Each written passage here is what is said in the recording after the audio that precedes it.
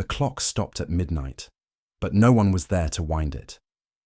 Welcome to Mystery's Notebook. I am your host, Elspeth. Where are you listening from? Drop it in the comments. Your stories make every mystery feel timeless. Let's begin.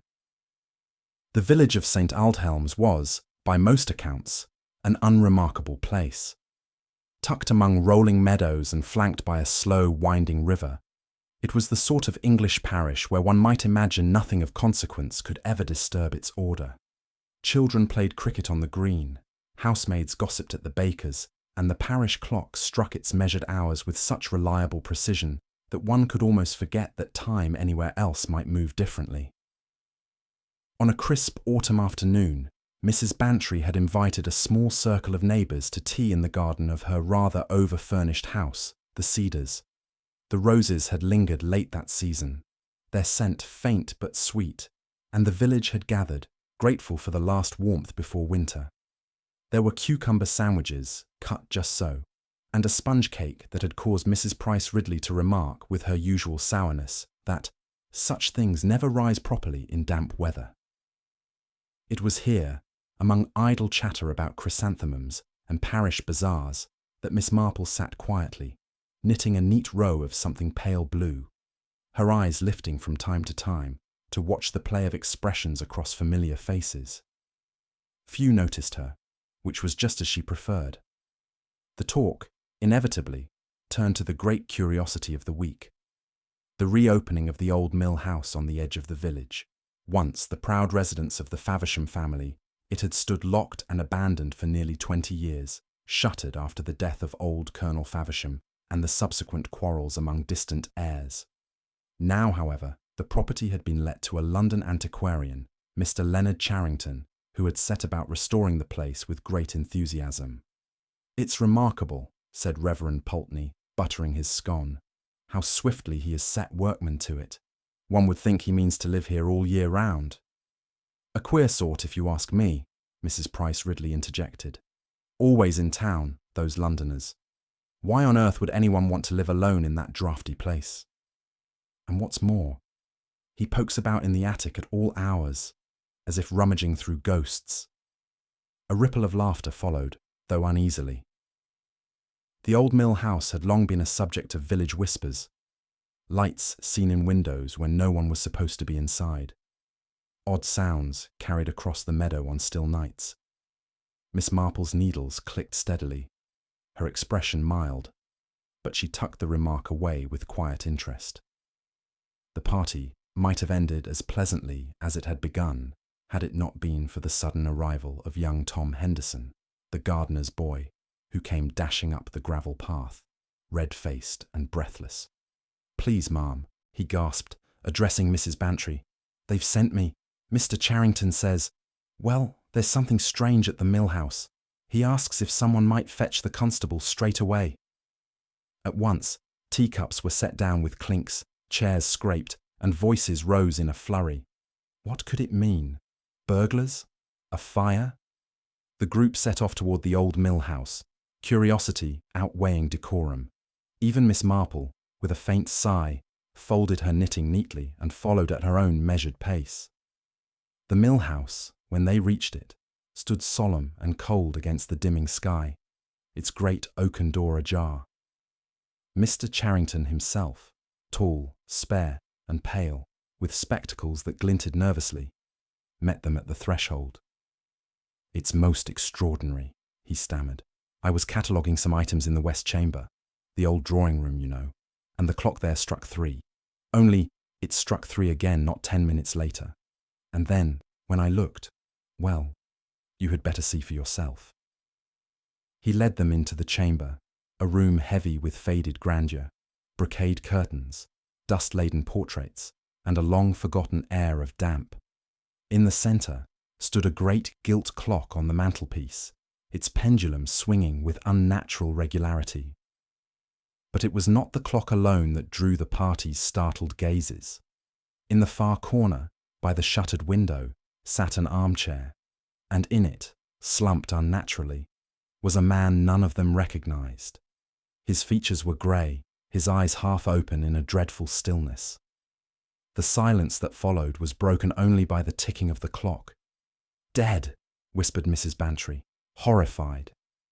"Good heavens," muttered the vicar, crossing himself. The constable, when summoned, confirmed it. The stranger was indeed dead. No sign of struggle, no wound upon him. Simply lifeless, as though he had sat down and ceased. And most curious of all, in his lap lay a silver watch, its hands stopped at precisely 3 o'clock. Miss Marple stood a little apart from the others, her pale eyes thoughtful, her lips pressed as if she were recalling some half-forgotten memory. She bent slightly, peering at the stopped watch, then let her gaze drift to the gilt clock still ticking on the mantel. "Time," she murmured softly, though no one paid her words much mind. Time has an odd way of betraying people. Constable Webb did what a village constable does when faced with a dead man in an armchair. He coughed, looked stern, and asked everyone to step back while he examined what could be examined without disturbing anything. Mr. Charrington hovered at the threshold, as though the cold might escape, his spectacles flashing with anxious light. Dr. Partridge arrived with his bag and his clean linen smell. He touched a wrist, lifted an eyelid and cleared his throat. "Several hours, I should say," he murmured. "But I shan't be precise before the county doctor has a look. The room is chill, yet the grate shows a fire was, lately encouraged." The grate indeed held a fringe of ash over half-burned sticks, as though someone had sought warmth and changed his mind. Webb did his inventory. Pockets produced a neatly folded handkerchief with a single embroidered R, a railway ticket to Much Winlow dated yesterday, and a small envelope of left luggage tokens. No wallet, no letters. In the dead man's lap lay the silver watch with its hands obstinately at 3, while the gilt clock on the mantel ticked with superior confidence. Mr. Charrington, abashed, admitted he had wound it that morning. "It gains, but I like the sound." Gossip, performing its usual multiplication, had already filled the lane by the time the body was carried out under a sheet. The stranger was, in swift succession, a theatrical gentleman ruined by drink, a bank clerk with a forged signature, the nephew of Colonel Faversham come to claim his due, and an inspector in disguise who had died of secrecy. The baker's wife recalled hearing wheels at dawn. The postmistress announced that the letterbox rattled at irregular hours yesterday, and she did not approve of rattling. Miss Marple took the room in quietly after the first fuss subsided. It had the humid scent of things woken from long sleep. A paler rectangle on the wallpaper showed where a picture had lately hung. On the boards beneath the shuttered window, a thin lance of light escaped a pinhole and lay exactly where a careful person's foot would not. She bent and saw, in the dust along the skirting, 2 short scuffs, as if someone had steadied himself and then drawn back. "The latch is stiff," she observed, half to herself. Webb tried it, bruised his thumb, and regarded the offending metal with personal dislike before sealing the sash with a strip of paper. Mr. Charrington, torn between helpfulness and distress, insisted on showing Webb the attic trunks and his rough inventory of items taken from cupboards. They went upstairs. Left below, the vicar offered the ladies a gentle discourse on Providence that reassured nobody. Miss Marple examined the armchair. Its right arm shone a shade more than the left, as though often polished by a resting hand. The dust on the seat was faint and even, except for a crisp oval where the dead man had sat, and a smaller crescent near the edge, like the memory of a teacup. She looked at the clock. It ticked on loyally, the pendulum steady. Clocks, like certain people, behaved best when watched. On the glass, she noticed a dot of black, no larger than a raindrop, that did not belong to the mantel's undisturbed grey. She did not touch it. When Webb and Mr. Charrington returned, Webb announced that nothing upstairs bore on the matter. "We'll wire the county at once. A man doesn't sit down and die nameless without a reason." Mrs. Price Ridley declared that men arrived at many things by accident, including marriage, and then, catching the vicar's cough, arranged her mouth into virtue. They dispersed, reluctantly, like theatre-goers unwilling to leave in case there is an encore after the curtain. Dusk cooled the hedges. Miss Marple walked with Mrs. Bantry as far as the lane's fork, "You noticed the watch, Jane?" Mrs. Bantry asked, low. 3 o'clock, and that wretched clock striking 3 again. It gives me a creep between the shoulders. "Clocks are vain," Miss Marple said gently. "They like to be believed. People, however, ask time to flatter them and are affronted when it does not. It is surprising what mischief begins with a little adjustment." At home she set her knitting on her lap and considered what the village had offered at the tea-table of rumour. Left luggage tokens, but no wallet, an initial on a handkerchief that suggested a housekeeper somewhere who liked things returned to their proper drawer, a ticket from Much Winlow, a fire begun and abandoned. She thought of the paler rectangle on the wall, of something removed in haste. She thought of the dot on the clock and the ghost of a cup on the chair. One remembers cups when the saucers are stacked. Her needles clicked. The postmistress's complaint about the letterbox drifted back to her, and with it the odd double striking Mr. Charrington had described. Double sounds, double marks, double threes. Such things could be coincidence, but sometimes they were arrangements.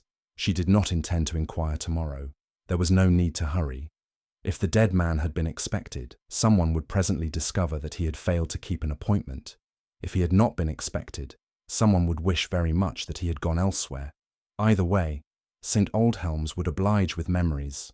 She would listen as she always did, and wait for the small human vanity that betrayed more than any fingerprint, the reluctance to admit a very ordinary motive wrapped, as usual, in the moral language one keeps for Sundays.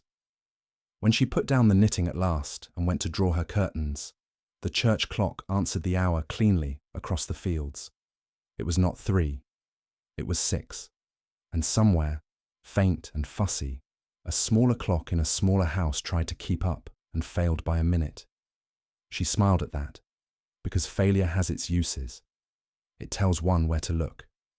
And tomorrow, when tongues loosened, and the post arrived and the baker swept his step, the village would begin to tell her, without meaning to, who the dead man was, and why time had been asked to stop for him in the west chamber of the old mill house. The wind stilled over the meadows. Morning brought a pale, workaday light, and with it the steady resumption of those small rituals by which St. Aldhelm's keeps itself respectable. Brushes on thresholds, milk set down with a hollow clink, the newspaper van coughing twice before moving on. Miss Marple, who never pretended to be above a little curiosity properly directed, took her shopping basket and went out, because one hears better on foot than by telephone. She chose the grocer's first, where Mr. Ellison's habit of repeating an order aloud was very like the village's habit of repeating its own news until it seemed settled truth. 3 rashers for Mrs. Clement, 2 for Mrs. Evington, Mr. Ellison intoned, and a packet of the good tea. His wife, polishing the scale, supplied. Such a to-do at the old mill house, and hardly a soul slept. Dr. Partridge passed at 11:30, and again near 2. That tells a tale, if you ask me. "It tells that doctors go where illness is," said Miss Marple mildly. "One should be grateful." "Gratitude," Mrs. Ellison returned, "doesn't keep one from wondering who he was. A respectable hat, Tom says, not the kind to blow off in weather. And the handkerchief with an R. Well, R is often for regret." Mrs. Price Ridley, having no groceries to buy but an appetite for certainty, announced that the stranger was a bookmaker. Mr. Charrington had ruined him with antiquities and now pretended remorse. Mrs. Clement, flushed with the newness of Navy life, declared him a recruiting officer gone faint from dust. Miss Marple accepted these offerings as one accepts weather, observed and put aside.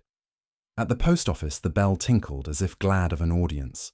The postmistress, Miss Hart, believed letters ought to behave and was indignant when they did not. "Rattling the box at unseasonable hours," she said, "is the beginning of decline.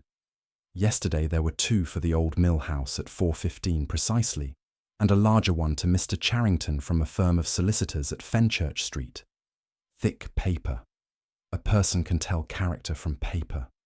"That is very true," said Miss Marple, who knew the importance of rewarding indignation with agreement. "And did you hear wheels as the baker's wife did? Not wheels, steps.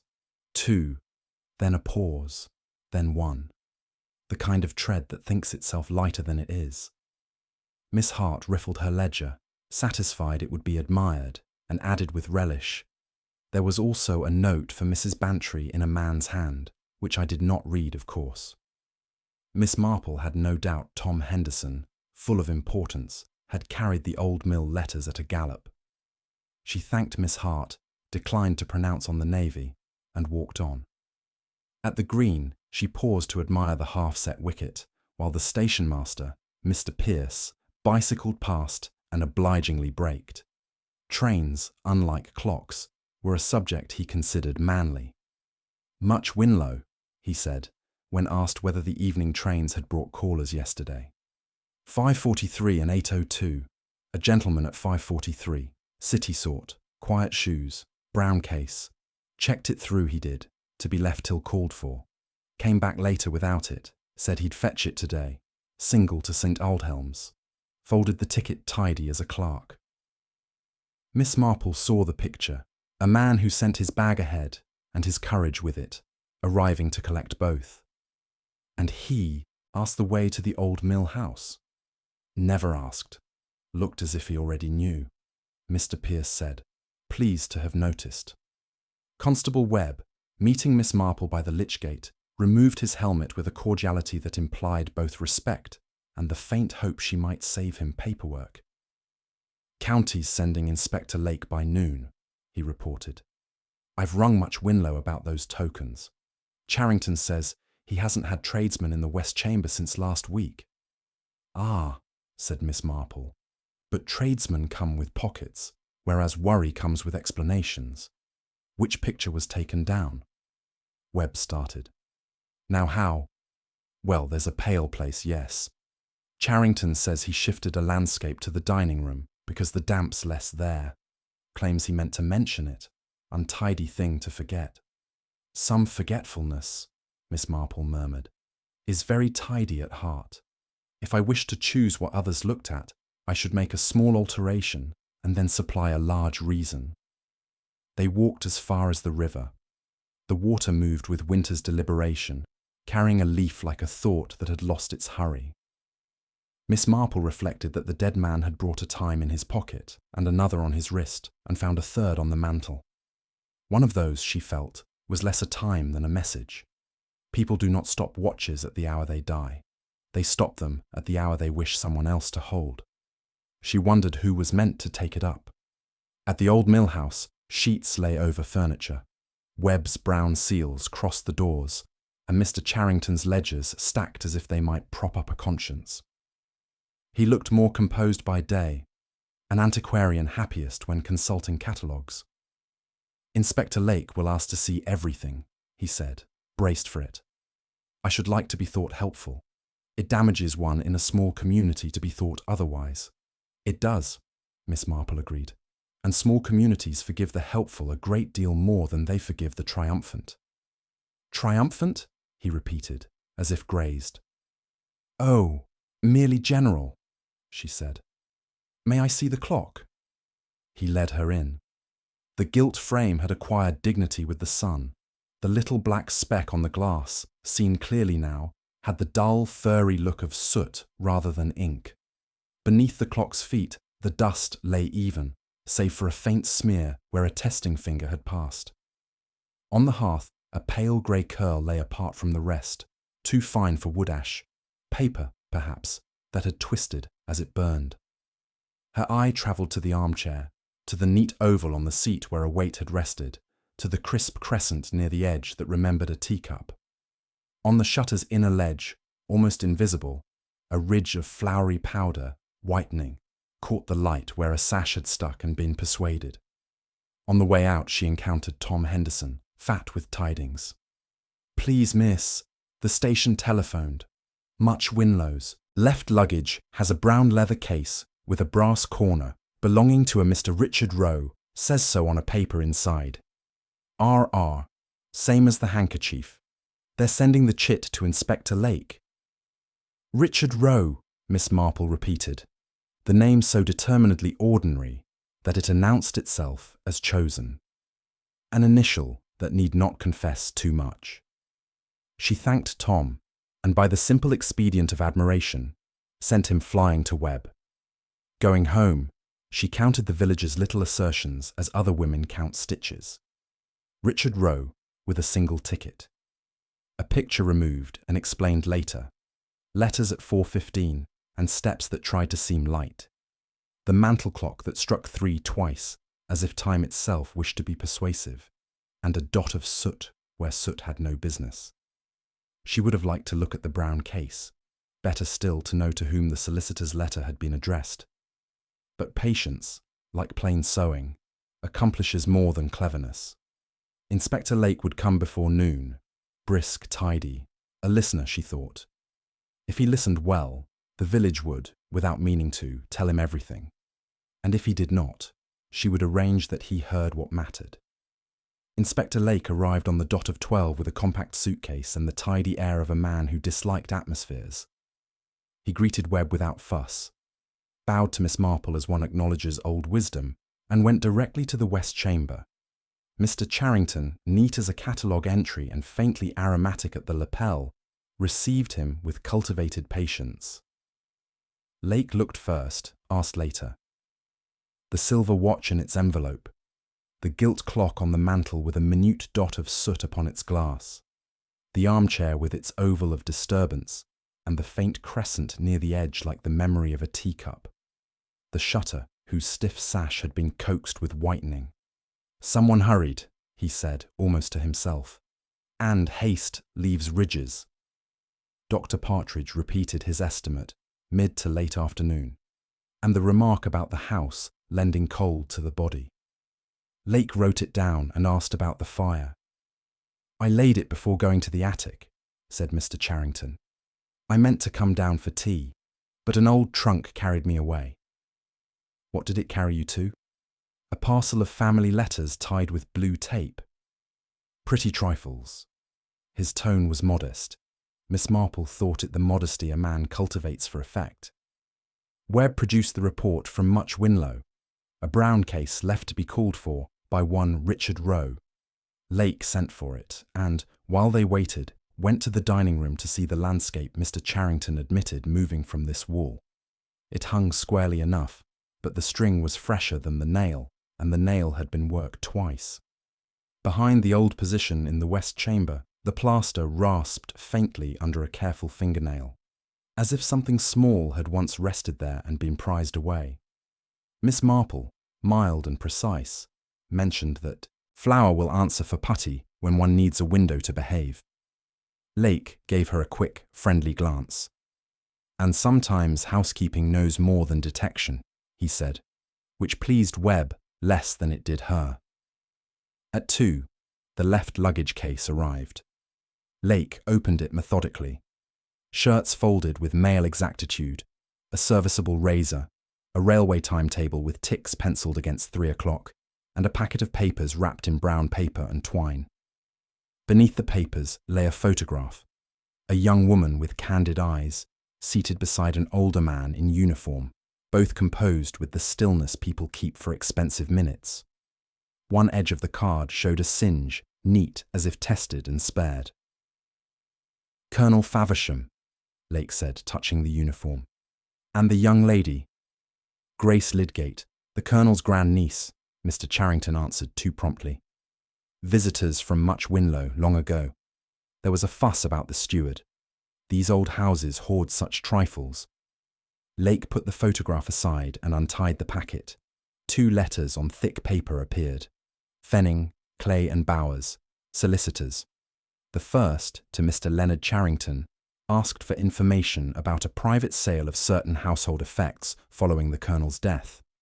The second, to a Mr. R. Rowe, proposed a meeting to discuss a miniature believed once to have hung in the West Chamber. Please call at 2, it said. The hour underlined itself. Lake's gaze went to the pale rectangle on the wall. A small portrait, he said. Enough to make a man hopeful and another careful. Mr. Charrington coloured. If a miniature exists, he said stiffly, it belongs to the family. I have behaved with scruple. Which family? Lake asked. amiable as sunshine. Mrs. Lydgate of Much Winlow would claim it. Her husband keeps accounts for the Millers. I wrote to her. She has not replied. We shall remedy that. Lake placed the silver watch beside the timetable. The penciled ticks at 3 matched the telegram Webb now produced, remembered by Miss Hart at the post office. Row en route. Meeting confirmed. A guest then, Lake said. Expected, briefed, and suddenly dead. Inconveniently, murmured Miss Marple. Mr. Charrington flinched. Inspector, you cannot believe. I believe in names, Lake said. Borrowed ones, particularly. Richard Rowe will satisfy a porter and half a village. We shall ask his laundress by what name she labelled his shirts. He stood at the mantel again. And I believe in small dirt. A taper, pinched out in a hurry, smuts the glass. If one wished to light a fire, or a story, one might use such a thing. People tidy what can be seen and leave the thing no one imagines to notice. He asked Webb for the photograph again, studied the singed edge, and measured the pale rectangle on the wall with a strip of paper. The proportions are sister and brother, he said. This ghost space is a little taller than the photograph by a thumb's breadth. A miniature in an oval frame would do it. He tapped the rough patch under the wallpaper with a knuckle. It answered hollowly. And there is our why. Miss Marple did not contradict him. Why is a generous word. It accommodates money neatly. Yet she thought of people who ask hours to flatter them, and of those who grant it. A man who ticks his timetable with such care often prides himself on punctuality. Someone else, knowing that pride, had made 3 o'clock a promise and a trap. The watch, stopped at the very hour, was either an honest witness or an obedient liar. Lake took the papers, sealed the room again, and announced they would visit the Lydgates before dusk. Webb went ahead for the car. In the hall, Mr. Charrington tried once more for innocence and achieved only weariness. I wish to rescue a house from vulgarity, he said. If there has been vulgarity, it was never mine. Vulgarity, Miss Marple said gently, is only honesty dressed without taste. It will show us the truth by being unable to help itself. They went out into the thin light. Across the meadow, the river moved with winter patience, and the church clock marked the half-hour precisely. A smaller clock, somewhere in a smaller house, tried to keep pace and failed by a minute. Miss Marple heard it and smiled, because failure has its uses. It tells one where to look next. White powder on a sash, a dot of soot on glass, a nail worked twice, steps that tried to seem light, a photograph spared from burning, little things that, when people are certain no one sees them, point straight to what they meant to hide. Inspector Lake kept his promise to call upon the Lydgates before dusk.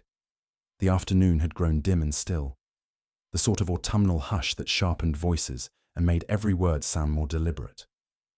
Mrs. Lydgate received them in a drawing-room, whose neatness suggested that even the coal was expected to sit up straight in its scuttle. She was a woman of quiet dignity, her eyes pale but clear, and she did not flutter at the appearance of authority. Her husband, a round, careful man whose accounts must have been as precise as his cuffs, hovered politely but allowed his wife to answer. Lake explained the discovery at the old mill house with commendable brevity. He asked whether she knew a Mr. Richard Rowe. She hesitated for the space of a breath. No, she said evenly, though I see the name does not convince you. People who disguise themselves seldom choose boldly. They prefer anonymity over invention. She spoke as if it were a maxim, not a speculation. And the miniature? Lake pressed. Mrs. Lydgate's lips compressed. It was of my great-aunt Cecilia, Colonel Faversham's sister. She had the look of one who commands without noise.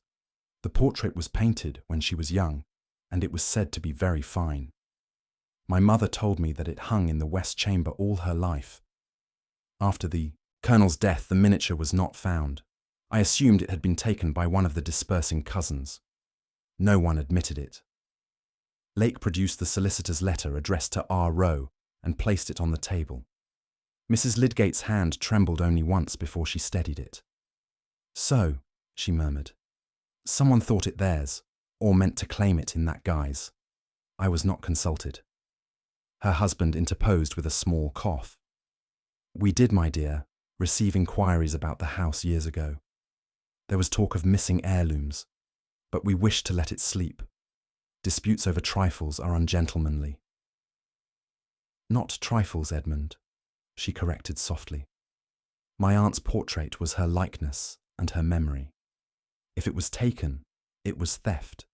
If Rowe came to bargain for it, then either he knew more than we, or he wished to bluff.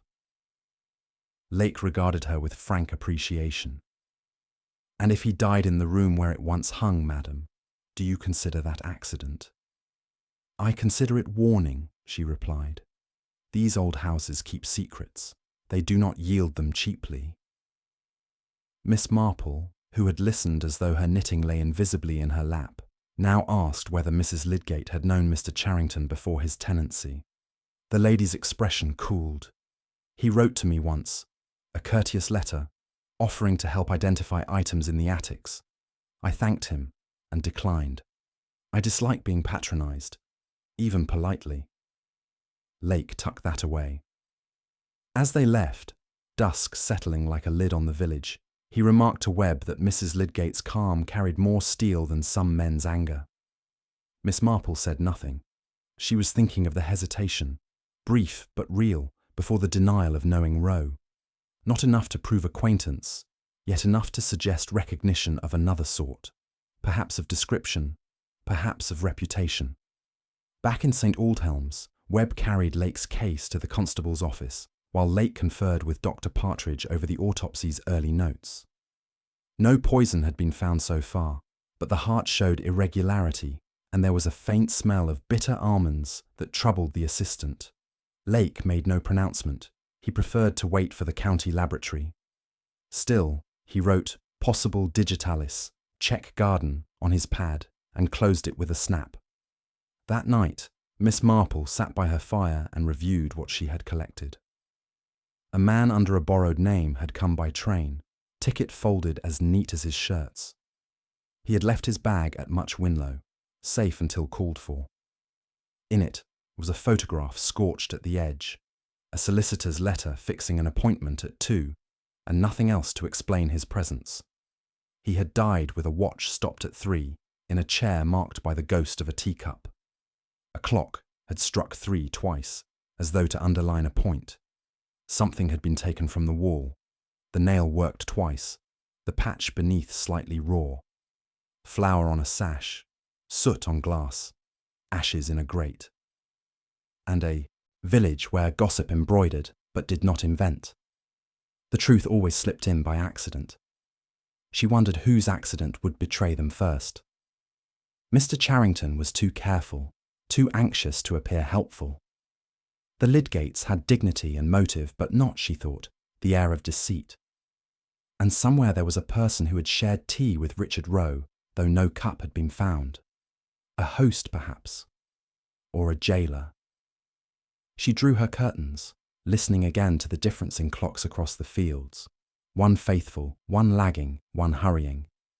They could not all be right, but each insisted on its truth, just like people. The trick, she thought, was not to ask which clock told the hour, but which one had been set to deceive. In the morning, Inspector Lake would surely press Mr. Charrington further, and she, in her gentle way, would see to it that he pressed in the right spot. Because somewhere between the soot on the glass and the tremor in Mrs. Lydgate's hand lay the reason why time had been stopped for Richard Rowe, and why the west chamber of the old mill house had waited 20 years to show its secret. Inspector Lake rose early and sent Webb to Much Winlow for the laundress. He returned to the old mill house before breakfast. Mr. Charrington admitted them with politeness, tweed in place of a dressing gown. Lake paused at the west chamber threshold, then teased from the grate a pale curl of ash. "You burned something yesterday," he said. "Old invoices," Charrington answered too quickly. "The wind had turned. I would not have ash about the house." "Perhaps a letter that did not flatter you," Lake said. "Or a label from the back of a picture." "Inspector, you mistake me. I rescued a house. I mean to catalogue it, so it need not be despoiled by pretenders. Pretenders, Lake repeated. Like Richard Roe. Webb returned with the laundress, a bony woman whose gaze could fold a sheet by itself. She glanced at the shirts and said, Roe, indeed. That's a travel name. These belong to Mr. R. Redding of Fennington Villas, Much Winlow. Paid prompt, wore collars twice, didn't like starch. If he's dead, it won't be of economy. Redding, Lake noted. His work? Collecting of a sort, she said. Not the kind that knocks at doors, the kind that waits at corners. Dr. Partridge arrived with a note from the county laboratory. Hydrocyanic acid in the stomach, no digitalis. Lake read it and passed it to Miss Marple. Cyanide, she said softly, the poison of people who require certainty and speed. Someone brought him tea, Lake mused, glancing at the crescent on the chair. Someone who meant the certificate to read heart. Someone who could count to 3 and preferred the assurance of a stopped watch. Or someone who once waited at 3 and was not kept, Miss Marple said. Small humiliations become large ingenuity. They were interrupted by Miss Hart from the post office, bristling with outrage. In the night her tray had been disturbed. An envelope to Mr. Charrington, posted the afternoon before, had been slit and gummed again. I keep order, she said. When disorder sneaks in, I feel it like a draft. Lake examined the letter. Fenning, Clay and Bowers acknowledged Charrington's warning about a gentleman using the style R. Roe, advised caution, and added a postscript. We have located notes indicating that the miniature of Cecilia Faversham was never sold, but put by in the West Chamber after the Colonel's death. The words put by were underlined. By a different hand, Miss Marple observed. Underlinings are confessions. Charrington coloured. I sent particulars naturally. If Roe pressed me to sell, it was prudent to consult counsel. Pressed you? How? He hinted at scandal, said the portrait was pledged long ago to cover one of the Colonel's debts, and that my title as tenant might be complicated if I interfered. He was rude about the Lydgates. Charrington's look turned cornered. I told him to return at 3 if he wished to see the chamber. The light is best then. 3, Lake said. You set the hour. And he died at it. Webb grunted. Where is the cup? In the kitchen cupboard, said Lake. Washed clean, which is the loudest sort of dirt. Webb brought a plain white cup. On the saucer, a new hairline crack ran from rim to well, as if someone had set it down with a trembling hand. Sugar? Lake asked. Cyanide does not mind sugar, Partridge said. It minds discovery. Miss Marple held the cup like a guilty bird. One can wash a cup, she said. One cannot wash a moment. Tom Henderson burst in. Inspector, there's been a break-in at the Lydgates. Nothing taken. A drawer left ajar and a smear of flour on the sill, as if a hand had been cured of damp. White ridges. The village was learning windows. Lake shut his notebook. Webb, bring the cup. Miss Marple? I am at liberty, she said. At the Lydgates, the disturbance was dainty and purposeful. A writing table had been rummaged, an address book opened at L, a page torn so neatly a careful person might not miss it. On the hearth lay a curl of ash stouter than the one at the mill house, as if the paper had resisted persuasion. Miss Marple turned it with a pencil and found a shred of violet line. Someone underlined the same phrase, she murmured. People repeat themselves.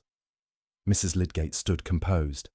Whoever came knew where to look. That is either intimacy or professional habit. Or both, said Lake. Mr. Redding Roe waits at corners. Mr. Charrington writes to solicitors. Someone else rummages with floury fingers. And at 3 o'clock yesterday, a clock wished to be believed. He glanced at the mantel, where a small carriage clock, otherwise precise, was a minute fast. We must all be exact. Miss Marple's gaze rested on the address book's ragged ghost. Exactness is a vanity with sharp teeth, she said. It leaves marks when it bites. Outside, the church struck the quarter, and across the lane a lesser clock tried to match it, and failed by the familiar minute. "Let us see," Lake said. "Who in this village cannot bear to be late?" Inspector Lake began with the clocks, because people lie with their mouths and with their timepieces. He sent Webb along the lane to inquire which households had heard the church strike 3, and whether anyone had heard it twice. Most reported nothing unusual. The vicar's wife blamed a stew for confusing her kitchen clock. Mrs. Price Ridley declared that any clock keeping London time was morally suspect and therefore capable of anything. But at the bakery, Mrs. Kemp, who measured life in ounces and quarter hours, said the small bell above her oven had pinged at precisely 3, and then, because a batch was late to rise, she had checked the church and thought it oddly emphatic, as if the hour wished to be believed. She could not swear to a double strike, but she remembered a gentleman in the shop just beforehand, pale and well-spoken, who approved of punctual baking with the solemnity of a magistrate. Miss Marple, who liked women to notice small things, stored the detail neatly. Men who admire exact bakers rarely act on impulse. They perform punctuality like a hymn. Such men, if they poison, arrange the funeral in the schedule. Yet cyanide is a reckless instrument. It belongs to people who desire an end without embroidery. She asked very gently whether the gentleman took sugar in his tea when he called. "Never," said Mrs. Kemp. "He said sweetness interfered with thinking." That, thought Miss Marple, is the sort of cleverness that hopes to be overheard. Webb returned with the newspaper boy from Much Winlow, a scarecrow of knees and enthusiasm, who declared he had seen Mr. Redding, calling himself Roe, speaking with a woman outside the post office the previous afternoon. "Not old and not young," he said, "and a blue scarf." She had told Redding not to be late again. Miss Hart, pressed without cruelty yet without mercy by Lake, conceded that the blue scarf belonged to Grace Lydgate when the wind was unkind. Grace, summoned with apology, arrived steady-eyed and cool-cheeked. She looked at the singed photograph of herself beside Colonel Faversham and did not flinch. "You told him not to be late," said Lake. "I told him not to be rude," she said. "But I may have added that my mother takes tea at 3, and that a gentleman who seeks information ought to learn the difference between asking and demanding." "Where did you take yours yesterday?" "At home with my mother until 1:15, she answered evenly. "We quarrelled afterwards. She thinks any discussion of property vulgar. I say there is vulgarity in stealing memories." "Did Mr. Redding ever come into your house?" "Once. He stood in the hall and smelled of tobacco and rain. He said the miniature had been pledged before I was born and that honour required redemption. I asked whose honour." She lifted her eyes toward Miss Marple. "One can be bullied by good words as easily as by bad." Miss Marple agreed that piety and punctuality often hunted together. "Had he the habit of stopping his watch when he wished to remember?" "He had the habit of contemplating it," Grace said, as if it might answer him, and he glanced at the church when it struck, to be sure it agreed with him. Lake thanked her and, on his way back toward the mill house, stopped at a cottage whose curtains bore tiny embroidered anchors. Inside, on a shelf, a brown bottle carried an apothecary's label with the word "poison" and a discreet skull. The owner, Mr. Blee, a retired metal worker who sharpened shears with a craftsman's patience, produced a license book without embarrassment. "Foxes," he said. "The law allows it if you keep a book." The entries showed 2 small measures of hydrocyanic salt supplied last month to R. Redding, private inquiries, duly countersigned. "He gave me a printed card," Blee added. "Recoveries arranged." "Recoveries from whom?" Lake asked. "From people who won't give things back," said Blee, which was both true and insufficient. Back at the mill house, Lake replaced bottle and card with the cup in his mind. He asked Charrington again about tea. Charrington said he had brewed a pot in the kitchen. Redding had poured for himself while Charrington fetched his keys. He had told the man to wait. He had taken the west chamber chair when I returned, he added, as if he belonged to it. How long were you gone? A minute? 2? Miss Marple's gaze moved to the mantel. Long enough for a practiced gesture, she said. If he was the kind to make time obey, one of those who stop watches, so the hour will arrange itself in their memory. Lake sent Webb to check the church works. They had not misstruck in years. He wired the city regarding Redding's employment and received back a phrase that pleased no one. Private inquiries, discreet recoveries. The sort of profession that leaves flour on sashes. He touched the whitening that still dusted the shutter's channel. Someone had learned quickly how to ease a stuck window, and considered again the dot of soot upon the clock glass. If a taper had been pinched out in haste to persuade a story, a speck would cling where pride forgot to wipe. What if the clock's emphasis was not error, but rehearsal? Miss Marple said softly. If one means to make 3 speak twice, one must first hear 3 twice. Yesterday at 3, somebody counted their courage out loud. Then who gave Redding the cup? Lake asked. The person who most dislikes being late, Miss Marple answered. Because punctuality, in such a one, is not manners. It is control. As if to assist, Miss Hart, having recovered her equilibrium, produced one more thread. A gentleman telephoned at 20 minutes to 3, she said, indignant at the memory. He asked whether Mr. Charrington had received a letter from Fenning, Clay and Bowers. He disliked waiting. She did not know the voice, but she remembered that while she spoke, the church struck the hour, and across the lane, a smaller parlour clock tried to keep pace and failed by a minute. It offends me daily, she concluded. It is useful daily, said Miss Marple. It tells one who sets the other clocks. They stood again in the west chamber. The pale rectangle on the wall kept its counsel. The nail had been worked twice. Under the paper, the plaster rasped faintly when Lake teased it with a fingernail.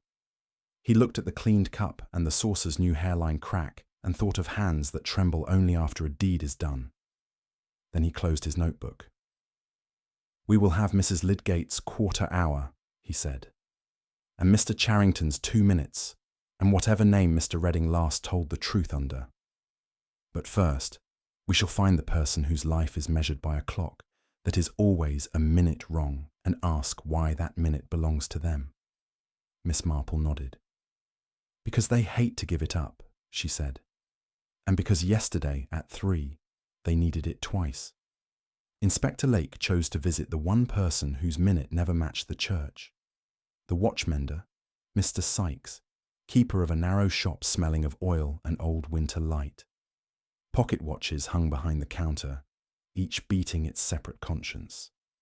Sykes, pale as men who prefer small truths to large windows, greeted them without surprise. You keep your front clock a minute fast, Lake said. A kindness to customers, Sykes replied. It persuades them not to miss trains. And does the church persuade you to adjust to it? The church persuades the village. I persuade my clocks. Division of labour. Miss Marple asked whether a gentleman with a travel name had lately brought in a silver watch. Sykes produced a ticket marked R.R. Yesterday morning, he said. He wanted it punctual, as if his life depended. It ran true when I returned it at noon. Did he stop it here? Lake asked. No. He looked at it as some look at photographs. Then he said truth is an appointment kept. That is a dangerous opinion. Why dangerous? Miss Marple inquired. Because those who hold it forgive themselves anything they do to keep the appointment. Outside, Webb unfolded a thin newsprint advertisement for a discreet recovery agent, R. Redding, addressing holders of pledged heirlooms. Beneath it, a notice offering valuations from Leonard Charrington. Professional proximity, Lake said. One trawls, the other gathers. And sometimes they take the same fish, Miss Marple murmured. In the west chamber the air had settled into old damp. He shifted the armchair by half an inch and, kneeling, examined the boards. A faint thread had once run from the chair's front leg to the hearthrug and dried to invisibility. Wet sugar leaves such a path. He glanced toward the cleaned cup and imagined a spoon against porcelain, a hand steady enough to measure, unsteady enough to tremble after. Redding poured for himself, Lake said, but someone prepared the tray. Households reveal themselves by how they serve, Miss Marple answered. The saucer is of the cheap set, not Mr. Charrington's pride. A person anxious to be believed chooses plainness to look innocent. In the scullery, a bottle of whitener bore small, narrow prints. In the cupboard, a jar labelled almond essence had been newly replaced. No scent at all. Webb peered at a crescent stain on a folded tea cloth. "Someone practiced here," he said. "A rehearsal leaves laundry." Flour dust lay on the back step in the tread marks of a narrow boot. Somebody, Miss Marple thought, tidied not only actions, but their echoes. Grace Lydgate arrived, pale under her scarf, with a message from her mother. The police might see the family papers before 4. Lake took the offer. On the way, he asked whether she had ever set a clock a minute fast to correct the world. "I set my own," she said. "I never touch others. That would be tyranny." At the Lydgates, Mrs. Lydgate received them with the composure of a portrait resigned to inspection. She produced a tin box of statements made after the Colonel's death. Among them lay a bill from a London dealer describing a miniature of Cecilia Faversham, oval, ivory ground, faint scorch at lower edge. A penciled note, not her hand, added, "Put by again. M. refuses to see reason. Await better hour." "M?" Lake asked. "My sister Martha," Mrs. Lydgate said. "She was the Colonel's housekeeper. She believed heredity made her a judge." "Where is she now?" "Dead 8 years. And her effects?" "In the loft room. Dust does not argue." The loft room offered trunks with the patience of animals. Miss Marple found housekeeping books and labels in an orderly, furious script. In a narrower trunk lay a velvet case empty of anything but its intention. A faint oval shadow stained the silk, and on the lid's back a pale blister showed where a ticket had once been pasted and peeled away. "Tickets come from shops," Miss Marple said, "and are removed by people who intend to argue titles." On the windowsill, flour dust whitened the groove. Lake looked from it to Mrs. Lydgate, who shook her head. "We do not season sashes," she said. "We pay men to do it properly." "Then who has been up here recently?" "Grace," said Mrs. Lydgate without looking at her daughter. Grace coloured. "I looked for old letters. I do not bake windows." Miss Marple's eye rested on paper knives in bone and wood. One had a scorched tip. She turned it gently. A smear of soot came off on her finger like a confession. "Someone prized a label," Lake said. "Someone who likes exactness and cutting things close." They left as the church pronounced 4. Across the lane, the parlour clock arrived a minute late. As always. Lake stopped, listening. "It is not the laggard clock that matters," Miss Marple said softly. "It is the person offended by its character." "Charrington," Lake said. "Or anyone who learned impatience at his elbow," Miss Marple replied. "Punctuality spreads like polishing. Apprentices pick it up." And apprentices, she knew, sometimes surpass the master's zeal. Inspector Lake decided the next hour belonged to the kitchen, because murder borrows its manners from tea. He placed Webb by the scullery door and asked Mr. Charrington to show, without speeches, how yesterday's pot had been brewed. Charrington complied. The canister yielded a china blend. The kettle remembered steam in its scale. The tray assembled itself. Plain cup and saucer, 2 spoons, the sugar bowl, the cloth laid. "Where do you keep essences?" Lake asked. "In that cupboard," said Charrington. "I flavour cakes. I do not debauch tea." The cupboard betrayed him only by abundance. Beside a bottle, labelled almond essence that had no scent, lay a jar of whitening, a porcelain shoe packed with taper spills, and, inside the shoe's toe, a faint grit Miss Marple tipped into her palm. 2 black crystals, invisible until wanted. Webb hissed softly. Someone expected to require certainty, Lake said. A bottle will serve the brave, crystals serve the anxious. Charrington's colour rose and fell. He set his spectacles down and replaced them with a care that confessed agitation. Inspector, this is monstrous. Anyone might have— Yes, Lake said. Anyone who rehearsed. He turned a spill over. Its end bore a minute smut, as if pinched while still alight. Miss Marple's attention had strayed to the tray. Beneath the cup the cloth was spotless, save for an arc. Sugar water dried to a ghost. And someone practiced the pour, she said. One does not perform at 3 without rehearsal at 2. Tom Henderson arrived with parcel post, delayed by the junction. A memorandum from Fenning, Clay and Bowers, copied from the Colonel's steward. CF miniature, taken from West Chamber 18th October, placed by instruction in velvet case and lodged. Key retained by M for safekeeping pending settlement. Note, scorch at lower edge from candle accident. 18 October, Lake said. 20 years, almost to the day. Anniversaries, tidy consciences. They went again to the West Chamber. Evening pressed gold into the dust. Lake measured the pale rectangle, then eased up a blister of wallpaper by the shutter. Behind lay a shallow niche lined with velvet. Empty, but intended. Charrington stared. I did not know of it, he said. Miss Marple believed him. She looked toward the hearth and thought of the pale curl of ash that had not been patient work. A smaller pride prefers quick results. Grace Lydgate entered without knocking, scarf awry. I have remembered something foolish, she said. Yesterday at noon, Mr. Sykes asked whether our carriage clock still lagged the church by a minute and offered to set it right. I thanked him and declined. He said certain men cannot bear a minute that will not obey. Lake's face scarcely moved. Certain men cannot, he said. Thank you. When she had gone, he stood still, the paper limp in his fingers. We will take Mr. Sykes gently, he said. He has the crystals, the habit of dominion, and the kind of pride that straightens other people's time. But knowledge is not possession. Reading had possession for a while of other people's shame. They found Sykes at his bench, opening a hunter case. He did not start. The church strikes on time, he said. You have come because mine does not. Because yours wants to, Lake answered.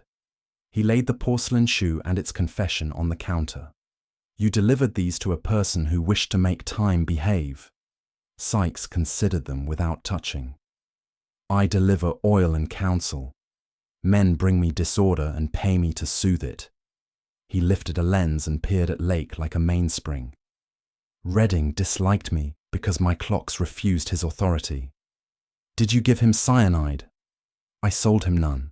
I sent him to Blee with a lecture about licenses. The lips thinned. Pretense offends me. And yesterday at 3? I heard the church, set a carriage clock to it, and then persuaded it a minute the other way. One must have principles. Miss Marple said, mildly, that principles are often the clothes of habits. Who came after noon with a white saucer newly cracked? A lady who wished to know whether porcelain remembers, Sykes said, before he remembered prudence. Silence followed too late. Grace? Lake asked. Mrs. Lydgate, Sykes corrected. She brought her mother's saucer and asked whether a cup set down too quickly can split the glaze. I said yes, and that impatience is always audible. Lake closed his notebook. We are very near it, he said. Reading came to bargain, Charrington to tidy, Sykes to set, Blee to supply, Grace to defend a portrait, Mrs. Lydgate to keep a memory chaste, and someone, rehearsed and exact, asked 3 o'clock to speak twice. He turned to Miss Marple. What does it say? That the tea was poured by a hand that had practiced fear, she answered, and that the person who most hates lateness did not poison for money. They poisoned to prevent an hour, one that threatened to happen at 3. Lake nodded. Then we shall ask who expected a confession at that hour and who could not bear to hear it. Inspector Lake proposed a reconstruction at 3, because the hour had grown imperious and ought to answer in company. Mr. Charrington agreed at once with the eagerness of a man who hopes a performance will absolve him. Mrs. Lydgate, after a pause long enough to register disapproval, consented. Grace accepted with a small lift of the chin. Mr. Sykes promised to attend, to protect time from theatricals. Miss Marple asked only that the church bell be punctual. They met in the west chamber just before the hour. Webb set the armchair to its original inch, powdered the stubborn sash so any impatient hand would confess itself, and placed the tray on the small table at the right. The gilt clock stood on the mantel, glass newly wiped except for the dull mote no cloth had owned. The paper still bulged over the niche where a treasure had been put by. Lake kept the room as the dead man had found it, quiet, damp, expectant. "At 3 yesterday," Lake said. "A man calling himself Redding sat here to bargain for a miniature and to speak a scandal he believed would make others docile. He drank tea and died of certainty. We will ask the hour to show us whose certainty it was." At his signal, the verger drew the hammer. The first bell fell through the house with steady weight. The mantel clock counted along. Lake let the sound travel, then nodded to Miss Marple. She poured, not for the invisible guest, but for the living. Mrs. Lydgate first, Grace next, Mr. Charrington, and lastly, Mr. Sykes. She did not offer sugar. "Do not drink," she said, "until the hour finishes speaking." The third stroke came, another followed, the church completed its dozen. "Someone needed 3 o'clock twice," Miss Marple said. "That is awkward if one must also pour tea unseen. It becomes simple when one commands the clocks." She turned to Mr. Sykes. "You dislike lateness as other men dislike theft. You set your shop a minute fast. You offered to repair the Lydgate's carriage clock. You make hours obey. Yesterday you made certain the hour would agree with whoever wished to be believed." Sykes's mouth made a line. "I served accuracy," he said. "Accuracy for whom?" Lake asked. "For any who keep appointments," Sykes replied. Miss Marple looked to Mr. Charrington. "You rehearsed," she said. "Sugar water dried in an arc on your cloth. A taper pinched left a speck on the clock. A plain cup was chosen to look artless. You meant the scene to appear accidental." Charrington coloured. "Redding threatened lawsuits. I wanted it concluded." "But you did not pour," Miss Marple said. She touched the hairline crack in the saucer with a knitting needle. "This mark shows a set down after endurance. Anger instantly tidied. Your hand would have polished. This hand admitted feeling and then apologized. Yesterday the tray passed through a hand that does not forgive bullying in the language of honor." Grace flinched. "Mother," she said. Mrs. Lydgate stared ahead. "I do not carry trays in other people's houses." "No," Miss Marple replied. "You carried the resolve that a certain word should never be said in St. Aldhelm's. Redding had it ready, tickets, notes, a scorched photograph, and had practiced saying it with his watch in his palm. At 3, he meant to lay the word between your child and the future." Silence gathered.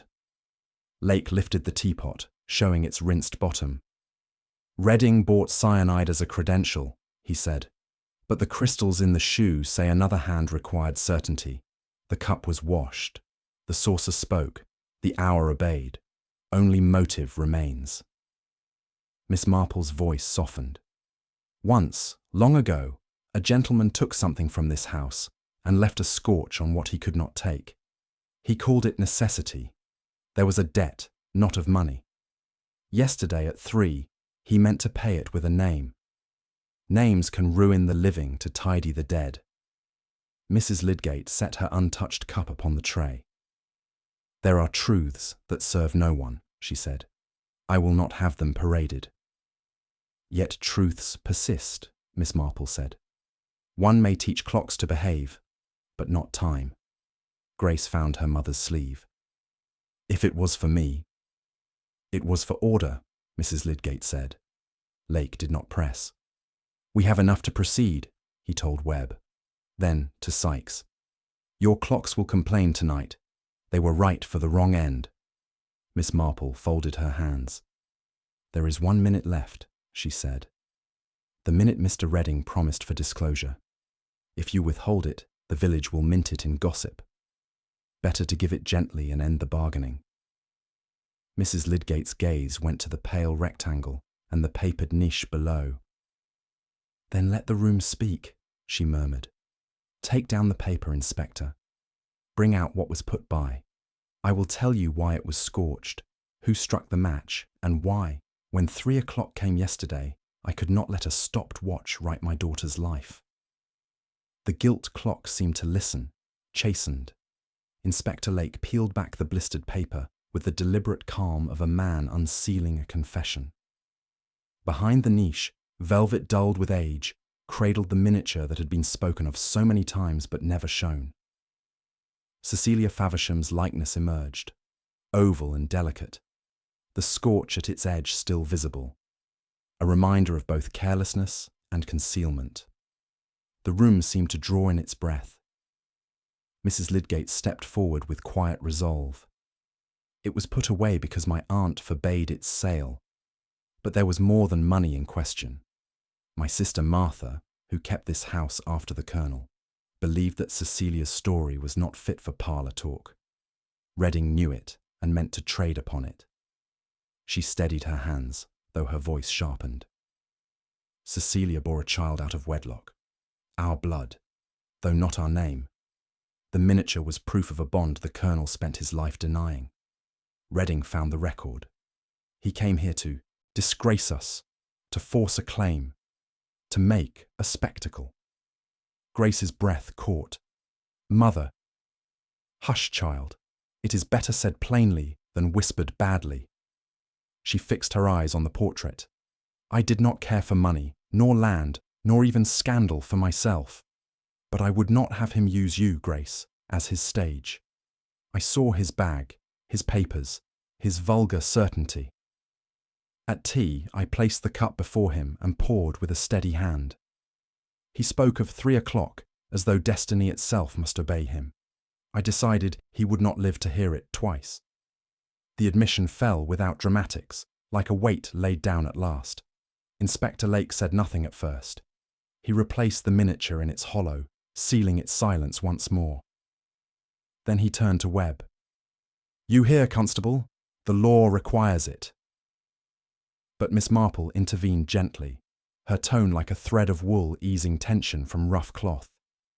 "There is truth, and there is justice, and between them sits mercy. What Mrs. Lydgate did cannot be excused, but it can be understood. A woman who tidies her life with dignity cannot endure vulgarity paraded before her daughter. It is as human as it is wrong." Lake regarded her, considering. "The law has its say, Miss Marple." "Yes," she said, "but the village has memory, and memory often chooses to forget what would make everyone smaller. Let the official record speak of heart failure. Dr. Partridge nearly wrote it so. The truth will rest here in this room, where time has already been stopped once before." Lake closed his notebook and slid it into his pocket. His expression gave away nothing, yet when he spoke, it was with a shade of weariness. "There are cases that solve themselves more than they are solved. Perhaps this will be one of them." Grace caught her mother's hand, not in accusation, but in fierce protectiveness. The older woman looked at her daughter with pride that softened into sorrow. Miss Marple, satisfied that the threads had been tied, gathered her knitting from her bag. "Time does betray people," she said softly, repeating the words she had spoken on the day of discovery. "But sometimes, mercifully, it betrays them in silence rather than speech." The gilt clock on the mantel ticked obediently.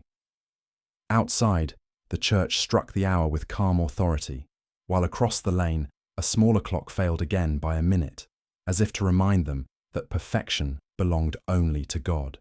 Life in St. Aldhelm's would resume, gossip at the grocer's, complaints at the post office, bread rising in its own rhythm.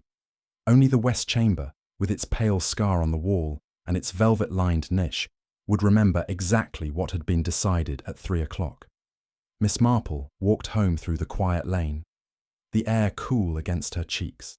She reflected, not with triumph, but with compassion, on the frailty of human hearts, how easily they falter under pride, fear, or the desperate wish to protect what one loves. She had seen enough of life to know that people seldom kill for grand reasons. It is the ordinary shames, the small disgraces, that drive them to unforgivable acts. At her gate she paused, listening to the village clocks answer one another, uneven but determined, each keeping time in its own way. She smiled faintly. Order and disorder, truth and concealment, crime and pity, they would never strike together, but together they made the sound of life.